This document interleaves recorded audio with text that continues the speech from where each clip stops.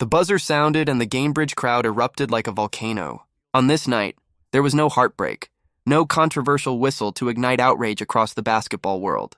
Instead, there was only thunderous applause, the sound of vindication as the Indiana Fever delivered the statement performance they had been waiting for. 64-55. A scoreline that read like a sentence passed down after the crime of Game 1, where the Fever had been robbed of their chance at justice. This time, there were no stolen possessions, no referees standing between them and redemption. This time, the Fever controlled their destiny from the opening tip to the final buzzer. This wasn't just a win. It was a declaration.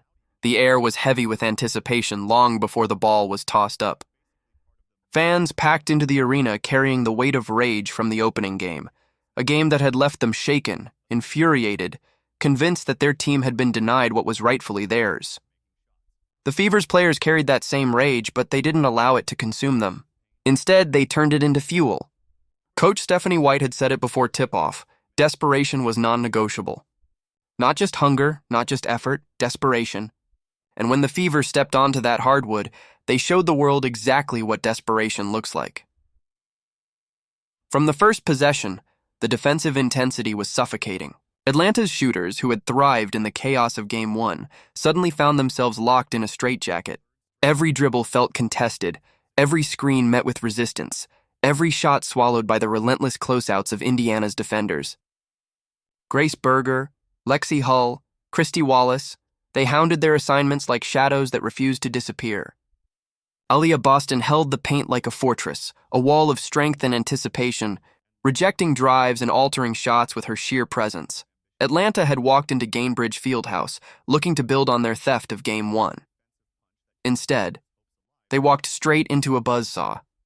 Yet this game was not only about revenge. It was about proving to themselves that they could respond to adversity with poise. Kelsey Mitchell led the charge offensively, her jumpers slicing through the air with the confidence of a player who refuses to let her team falter.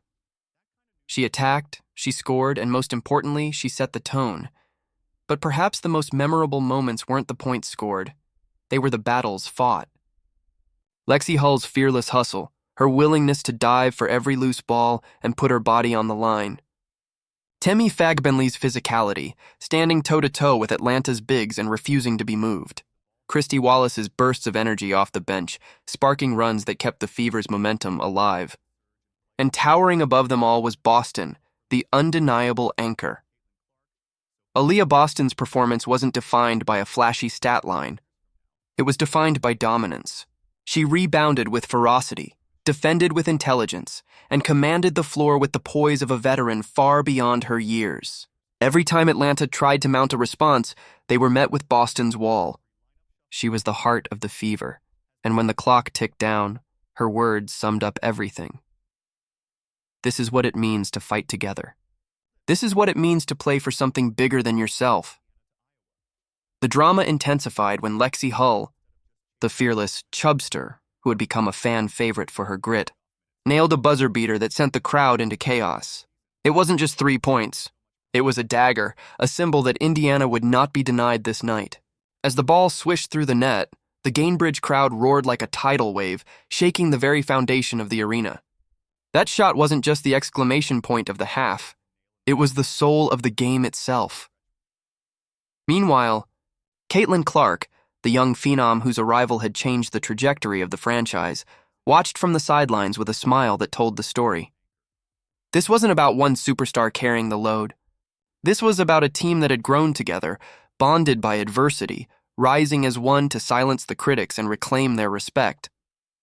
Clark's cheers were louder than anyone's. She knew what this meant.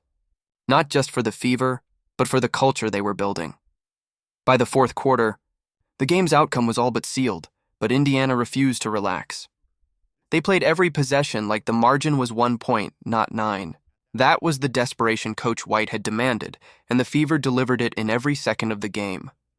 Atlanta, once brimming with confidence after their Game 1 victory, now looked rattled, exhausted, and outmatched. Their body language told the truth. The Fever had broken them. When the buzzer finally sounded, the players embraced each other with a joy that was almost defiant. This wasn't just celebration, it was vindication. The Fever had been robbed in Game 1, but in Game 2 they made sure no one could take this from them. But as sweet as this win was, the story is far from over. Because now the real battle begins. Game 3 looms on the horizon, and it won't be in the friendly confines of Gainbridge. It will be in Atlanta, in front of a hostile crowd hungry to see their team advance. The Fever will walk into enemy territory knowing that every mistake will be magnified, every whistle questioned, every ounce of energy tested. For Atlanta, it's survival. For Indiana, it's destiny. The Fever now have momentum, belief, and the fire of redemption burning inside them. But they also know that one road win is all that stands between them and rewriting the narrative of their season. Game 3 isn't just another matchup. It's a war. And the Fever have already shown the world that they are more than ready to fight. So the stage is set. The robbery of Game 1 will forever remain in the minds of fans, but Game 2 was the answer. A thunderous, emphatic answer that declared the Fever aren't victims. They are warriors. Now, as they prepare for the decisive battle in Atlanta, the only question that remains is, can they finish the job?